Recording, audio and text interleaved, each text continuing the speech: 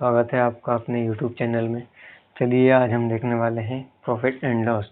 Profit and loss में हमको एक बात ये ध्यान रखनी है कि जब भी हमको लाभ या हानि देखना है तो हम हमेशा क्रय मूल्य पे देखेंगे, ठीक है।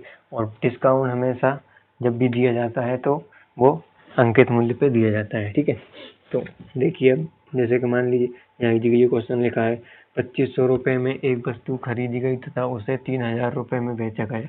2500 में खरीदा है, ठीक है। कितने में खरीदा है? 2500 रुपये में खरीदा है।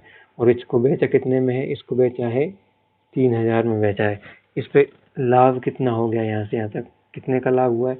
500 रुपये का लाभ हुआ है। कितने के ऊपर हुआ है? 500 का लाभ कितने के ऊपर? 2500 के ऊपर। हमेशा क्रय मूल्य, जब भी हमको लाभ या हानि देखना है तो क्रय मूल्य पे देखेंगे, ठीक है। तो 500 का लाभ 2500 के ऊपर परसेंट में बताना है, इसलिए गुणा क्या करेंगे? 100 करेंगे। अब देखना, 2 जीरो से तो ये 2 जीरो कट हो जाएगा। 25 से 25 से कम 25, 25 दूना 50 और एक ये जीरो। तो इसको लाभ कितना हुआ? 20%। 20% का लाभ होगा। अब ये दूसरा क्वेश्चन देखते हैं। यदि एक साइकिल को 4000 रुपये में खरीदा गया तथा उसे 3500 रुपये में बेचा गया तो कितने प्रतिशत हानि होगी? हानि तो हुई है क्योंकि 4000 में उसने खरीदा था साइकिल को और बेचा कितने में है? 3500 में। तो कितने का घाटा हुआ है, मतलब कितने का उसको लॉस हुआ है? 500 रुपये का। लेकिन हमको परसेंट में बताना है, प्रतिशत निकालना है, इसलिए क्या करेंगे? देखना, 4000 में से माइनस करेंगे कितने? 3500 रुपये। तो इनका जो अंतर आएगा ना, वो कितना आएगा? मतलब कितने का लॉस हुआ है इसको? 500 रुपये का लॉस हुआ है। कितने पर हुआ है? 500 का लॉस कितने के ऊपर? 500 का लॉस हुआ है कितने के ऊपर? 4000 के ऊपर। लाभ या हानि हमेशा क्रय मूल्य पे देखी जाती है। परसेंट लाना है इसलिए गुणा 100 किया है। 2 जीरो से ये 2 जीरो कैंसिल, ये 1 जीरो से ये जीरो कैंसिल हो जाएगा। अब देखना, 4 एकम 4, ठीक है।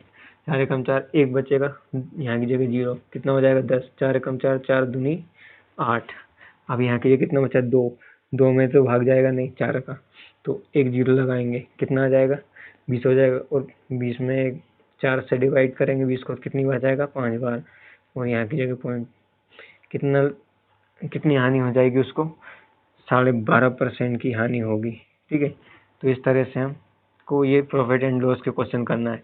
अभी हम वीडियो को रोकते हैं, इसके बाद और क्वेश्चन को लेते हैं। क्या है कि हमारे पास जगह अभी कम है।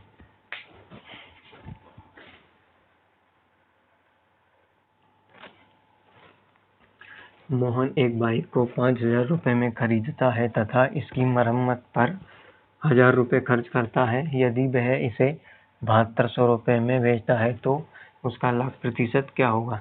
देखो, इसने खरीदा कितने में था? 5000 में, लेकिन इसने उसमें मरम्मत करवा दी कितने रुपए की? 1000 रुपये की।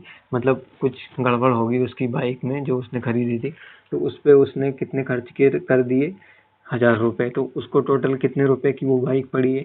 मतलब घर में जो बाइक पड़ी है उसको वो कितने की, उसने कितने की खरीदी है? कुल मिला के ये है 5 और 1000 ये खर्च कर दिए, कितना हो गया? 6000 रुपये की उसने क्या बाइक जो है वो 6000 रुपये की खरीदी।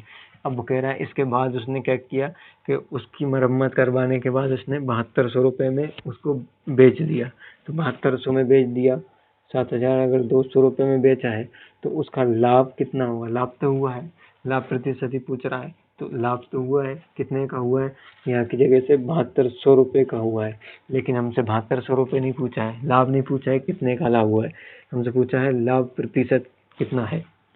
तो 7200 का बेचा, कितने का लाभ हुआ है? 1200 रुपये का लाभ। कितने के ऊपर हुआ है? 6000 के ऊपर, ना कि 7200 के ऊपर। 7200 तो उसका विक्रय मूल्य। जब भी हम लाभ या हानि देखते हैं तो हमेशा क्रय मूल्य पे देखते हैं।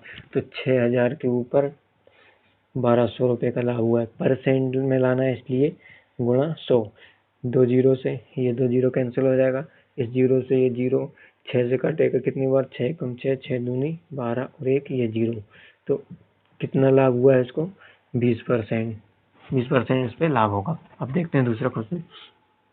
यदि किसी वस्तु का क्रय मूल्य उसके विक्रय मूल्य का 90% है तो उसका लाभ प्रतिशत क्या होगा? देखना, यदि किसी वस्तु का क्रय क्रय मूल्य उसके विक्रय मूल्य का, यहाँ लिखते हैं विक्रय मूल्य, विक्रय मूल्य, विक्रय मूल्य का 90% है। तो देखना, यदि किसी वस्तु का क्रय मूल्य उसके विक्रय मूल्य का, विक्रय मूल्य का मतलब 100 का कितना परसेंट है, 90%। विक्रय मूल्य उसके क्रय मूल्य का, यदि किसी वस्तु के क्रय मूल्य उसके विक्रय मूल्य का 90% है। विक्रय मूल्य 100 है तो क्रय मूल्य कितना है, 90। ठीक है, अब पूछा है उसमें उसका लाभ प्रतिशत क्या होगा। तो क्रय लाए कितने में थे, 90 में, बेचा कितने में, 100 में, कितने का लाभ, 10 का लाभ, कितने के ऊपर, 10 का लाभ, कितने के ऊपर, 10 का लाभ 90 के ऊपर, परसेंट के लिए गुणा 100, 0 से ये 0 कैंसिल, 9 एक कम 9, कितना बचेगा 1, फिर से 9 एक कम 9, अब यहाँ के लिए कितना बचा 1, 11 से 1/9% क्या होगा, इसको लाभ होगा। ठीक है, तो इस तरह से हम किसी भी क्वेश्चन को हल कर सकते हैं। नहीं कि मतलब जो कितने में रेट, जो भी इसका मूल्य है वो पता हो नहीं हो उसका कोई जरूरी नहीं है। ठीक है, एक वस्तु का क्रय मूल्य तथा विक्रय मूल्य का अनुपात 20:23 है तो लाभ प्रतिशत होगा। अब इसमें अनुपात में दे रखा है हमको, और हमको ये जरूरी नहीं है कि मतलब इसका जो रेट है, एक्चुअल में जो प्राइस है वो हो या ना हो, हमको तो परसेंट में लाना है, तो अनुपात को ही हर काम में ले सकते हैं। ठीक है, अब यहाँ की जगह मान लीजिए हो सकता है 20 हो सकता है 200 हो, या 2000 हो, या 20,000, कितना भी हो सकता है। यहाँ की जगह अगर 20 होगा तो यहाँ 23 होगा, अगर यहाँ की जगह 20,000 होगा तो यहाँ 23,000 होगा, लेकिन परसेंट में जो आंसर निकालेंगे हम उस पर कोई फर्क नहीं पड़ेगा। तो देखना, वस्तु का क्रय मूल्य क्या है, क्रय मूल्य कितना है, यहाँ की जगह अनुपात में 20 है, और विक्रय मूल्य कितना दे रखा है हमको, विक्रय मूल्य का जो अनुपात दे रखा है वो कितना है, यहाँ की जगह है विक्रय मूल्य का अनुपात, विक्रय मूल्य का अनुपात है 23। तो अब हमको तो परसेंट में लाना है, परसेंट में तो कोई फर्क पड़ेगा नहीं, चाहे अनुपात में होता, अनुपात में है तो हमारे लिए सरल ही है। तो देखना, 20 में लाए 23 में बेचा, कितने का फायदा, 3 का फायदा, 3 का फायदा कितने के ऊपर, 20 के ऊपर, परसेंट के लिए गुणा 100, 20 पंजे कितना होता है 100, 5 × 3 करेंगे तो कितना आ जाएगा 15, 15% का इसमें क्या होगा, लाभ हो जाएगा। ठीक है, अब देखते हैं दूसरा क्वेश्चन, यदि किसी वस्तु का विक्रय मूल्य उसके लागत मूल्य का 8/5 गुना है तो लाभ प्रतिशत होगा। वस्तु का विक्रय मूल्य, देखना, वस्तु का विक्रय मूल्य, वस्तु का विक्रय मूल्य कितना है, 8/5 है।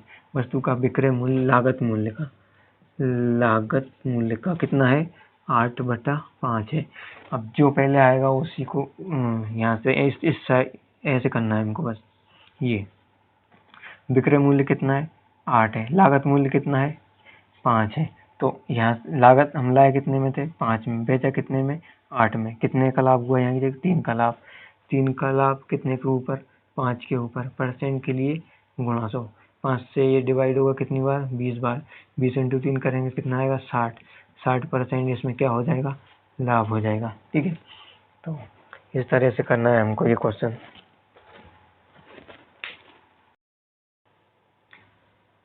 यदि किसी वस्तु का क्रय मूल्य उसके विक्रय मूल्य का 80% है तो लाभ प्रतिशत होगा। देखना, यदि किसी वस्तु का क्रय मूल्य कितना है, यही देख लेते हैं, क्रय मूल्य, यदि किसी वस्तु का क्रय मूल्य उसके विक्रय मूल्य का, विक्रय का कितना है, विक्रय का 100 है तो क्रय मूल्य कितना है, विक्रय मूल्य का 80% है, अगर ये 100 है तो ये कितना होगा, क्रय मूल्य 80 होगा। तो लाभ प्रतिशत बताना है इसमें। अब देखना, लाए कितने में थे, 80 में, बेचा कितने में, 100 में, तो कितने का लाभ, 20 का लाभ, कितने के ऊपर, 20 का लाभ कितने के ऊपर, 80 के ऊपर, परसेंट के लिए गुणा 100, 20 से कम 20 40 बच्चों को 80, 4 से 100 कटेगा कितनी बार, 25 बार, तो इसमें 25% का प्रॉफिट हो जाएगा। ठीक है, हम देखते हैं ये क्वेश्चन, 25 किताबों का लागत मूल्य 20 किताबों के विक्रय मूल्य के बराबर है तो लाभ या हानि प्रतिशत होगा। 25 किताबों का 25 किताबों